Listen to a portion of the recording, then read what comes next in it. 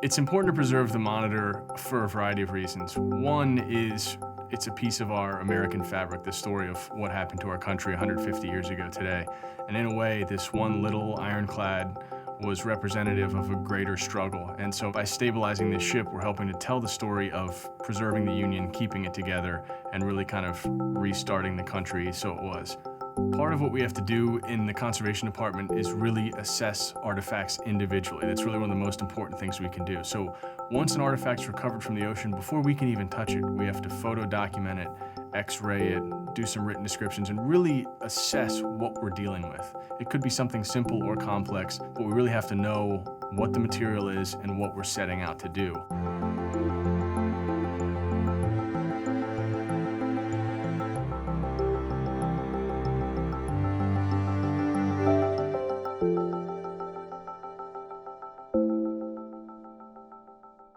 Documentation, in a way, it's both complex and simple. What we're dealing with is a specific format of how we record our information. And what we're trying to do is document every single thing that we do to the artifact. We're trying to leave a record for our colleagues here at the lab, for researchers who come into the library. Basically, anything we do that impacts or changes that artifact, whether it's removing sediment or measuring the amount of chlorides in the treatment solution, that's information that gets documented. Archaeology in its own right is destructive, and so archaeological conservation, in a way, you know, if this mass came up from the ocean covered in a hard sediment and we x-ray it and know there's an artifact under that, well, we are modifying that to get to the artifact, so we have to document all of that. Additionally, if you're, say, taking apart a steam engine, it goes from one single object to thousands of individual components.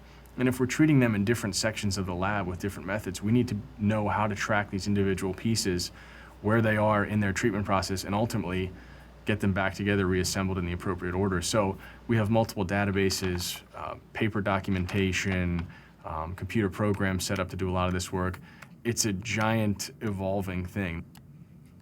Believe it or not, this project here, we have 210 tons of artifacts. We have a staff member solely devoted to the documentation process. And that's really important when we're tracking over 1,500 different artifacts, which may break down into 10, 15, 20,000 individual components. I am the conservation technician for the USS Monitor project. Basically, my job is to number and document where objects come from. The first thing I do is give it a number. That's going to be a particular number that coincides with the year that the object came up, the batch that it came up in, and the number of wherever it came from. Second thing I do is document where exactly objects came from. So basically, at the end of this project, when everything gets put back together, it's going to be my job to make sure that people know which bolt came out of which hole and which nut went on that bolt. Everything is completely documented. Say, a copper alloy screw. We have probably 50 copper alloy screws off of the cannon carriage. Now, each one of those screws is measured. It's gone over and documented as far as, is there a flat part here? Is there a deterioration? Is it bent? We also document exactly which hole it came from. Then it gets photographed.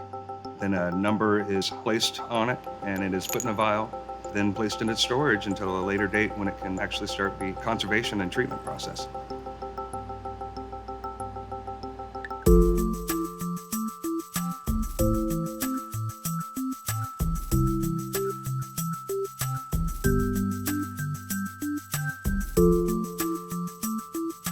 Concretion is that hard matrix of sand and shell and calcium that forms over a lot of artifacts when they're beneath the ocean. So the artifacts recovered from Monitor National Marine Sanctuary were heavily concreted. The Worthington pump's a great example.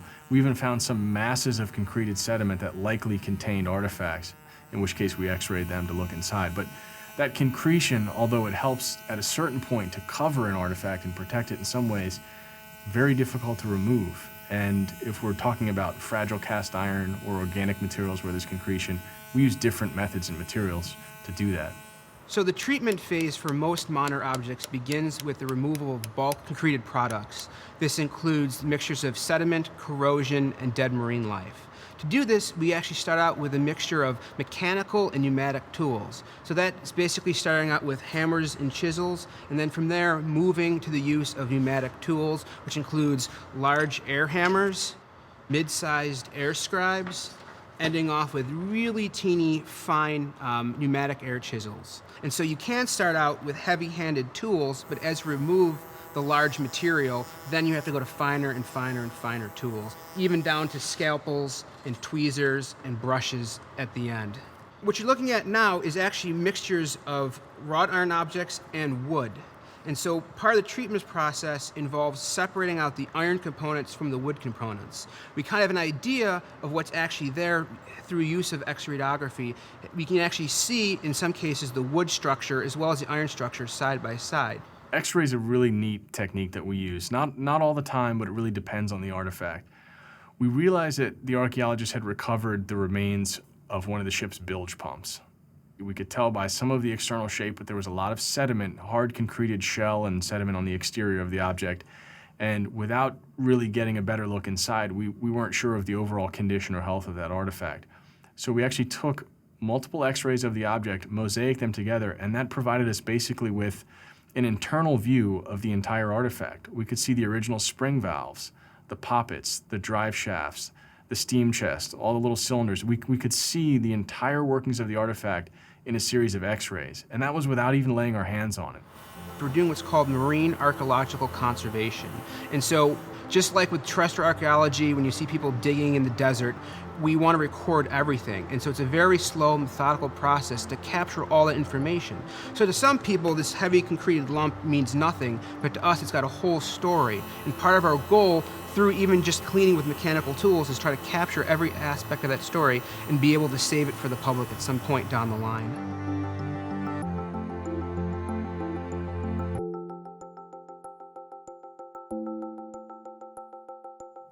Salt removal is probably one of the biggest battles that we face with artifacts recovered from a marine environment. The soluble salts in seawater will actually go inside of artifacts. We're talking about inside of iron, so we'll have salt actually that has penetrated the original surface of the artifact. If we were just to leave that in there, dry these artifacts out on the surface, that salt's eventually going to crystallize, and it's going to put a lot of internal pressure on this weak, graphitized iron, and essentially can cause damage to the point where they fall apart. If we don't remove these salts, they'll continue to corrode internally, the pressures will break things. It's a big issue. So what we have to do is actually extract those chlorides. Inside the lab, we have a few different methods to analyze the amount of chlorides within an artifact or within a treatment solution.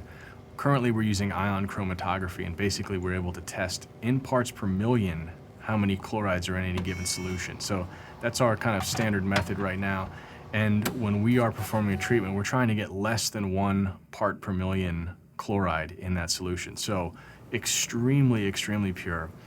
The water that we use in order to make sure that we have good desalination is considerably more pure than tap water. We're producing deionized and reverse osmosis water that has less than 1 part per million. That way we can be certain that the salts that we find in the solution are coming from the artifact. To better explain desalination, essentially what we'll do is we'll take an artifact after it's been mechanically cleaned and place it in our treatment solution. If you take something from a very salty environment and place it in a very wet freshwater environment, those salts are naturally going to want to migrate out of the artifact into that fresh solution to reach an equilibrium. And believe it or not, in a very short period of time, even a few days, some of those levels of salts will spike up to many thousands of parts per million of salts. I mean, extremely high salinity levels. Once we have chlorides that aren't really getting any higher in that solution, that the level of those aren't increasing, we'll dispose of that solution and place the artifact back into a very fresh solution. So over time, you generate a series of arcs, basically curves, showing you that level of salt. And as you continue to extract salt, less and less is released over time. Change your solution, extract salt, change your solution. And basically, you'll get to a point over time where no more salts are being released. And typically, we're able to get that down to less than 1 part per million. Some small artifacts, like rubber buttons, can be desalinated in a week or more, very short amount of time. Something like the cannons, which we have, the 2 11-inch Dahlgren guns from the Monitor, they're 13 feet long, they weigh 8 tons. They're in their 10th year of desalination, and they're still releasing chlorides. So without knowing a specific equation to track that, which doesn't exist, we're just continuously testing those solutions over time. So anywhere from a few days or weeks to decades, we can speed up the desalination process. Electrolytic reduction is a technique that we use in which we run an electrical current directly into the artifact. It sounds like a complex process, but it really isn't. By running a negative electrical current into the artifact, we're able to force out the negatively charged salt ions. And so basically that like charge is forcing the salt out. At the same time, electrolysis uses a series of anodes. Those have a positive charge and they help to attract out the salts. So essentially we are increasing the rate of desalination within our specific treatment solution, and that really helps to effectively remove those chlorides.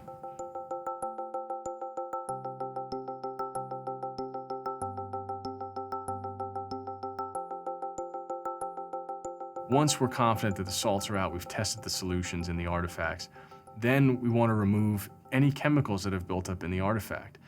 The solutions that we use for salt extraction have a high pH for iron artifacts, about pH 12 or 13. Some of the residual chemical will remain inside of the artifact. So we place that in a very, very fresh reverse osmosis bath, and that rinses out any residual chemical.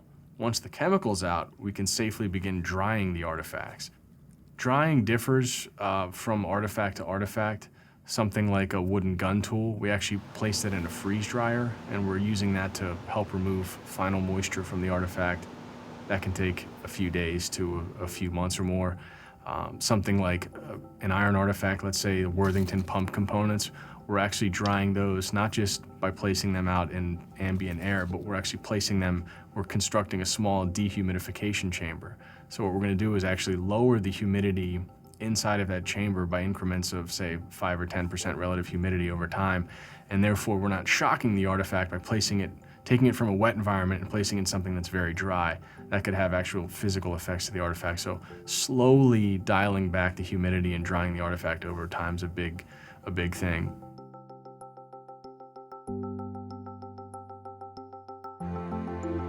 The gallery itself is an evolving thing here at the Mariners Museum.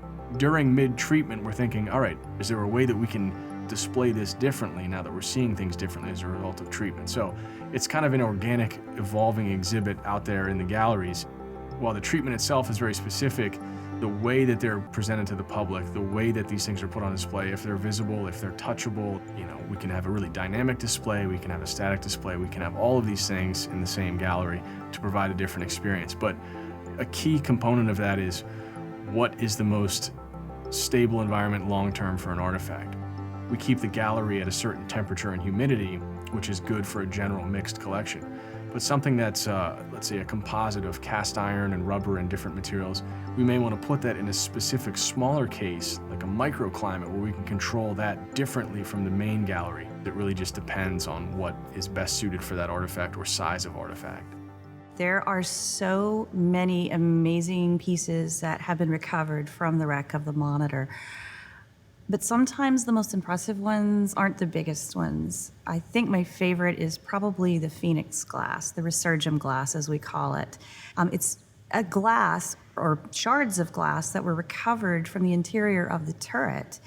And when they were put back together, the conservators could make out the head of a bird and a word, and the word was Latin. So we all got out our Latin dictionaries and found out that resurgam means I shall rise again. And the bird was actually a phoenix rising from the ashes. Now, that kind of gave us all cold shivers because the turret did, in fact, rise again.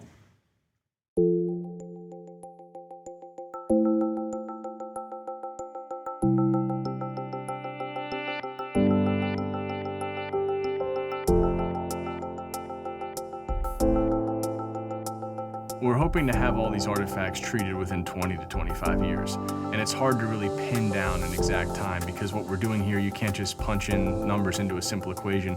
It's really a matter of listening to the artifacts and understanding the chemical processes that are happening. Somebody might say, why the heck should we do this? Why is it important? People don't question putting money or time and effort into stabilizing the Statue of Liberty or the Washington Monument. This is something that helped to preserve the entire country in one of the most dynamic times of war. This is one of the most significant vessels of all time, and we have the opportunity to do something with it, to teach people about it, and we're absolutely doing that.